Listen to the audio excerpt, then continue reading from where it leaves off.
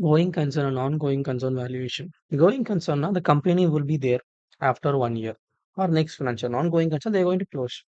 The valuation of business entity is made on assumption that going concern will continue for the foreseeable future. It will run on.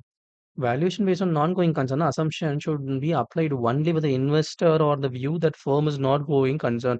They think they're going to liquidate it or close the company.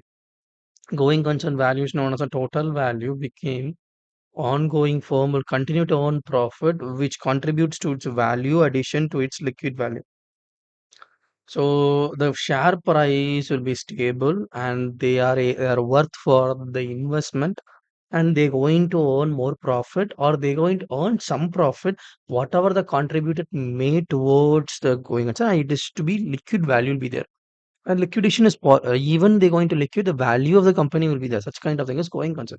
Non-going concern valuation is also liquid valuation because it is a net value based after disposing of all the assets and after discharging all liability.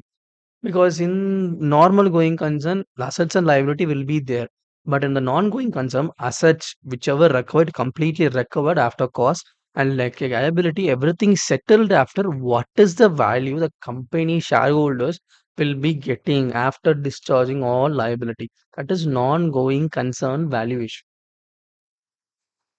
So every time you're going to invest something, you should think of whether you to take this non-going concern valuation so that you can, if you invest on it, if you buy the share company and sell it in parts, how much you can get. Such it's a valuation you should think of while investing. If you think on that way, it's a good valuation. That is a good if you think on that way and you make an investment and that investment before making you make a decision based on that computation. If the computation value is positive, then you should definitely go for that investment.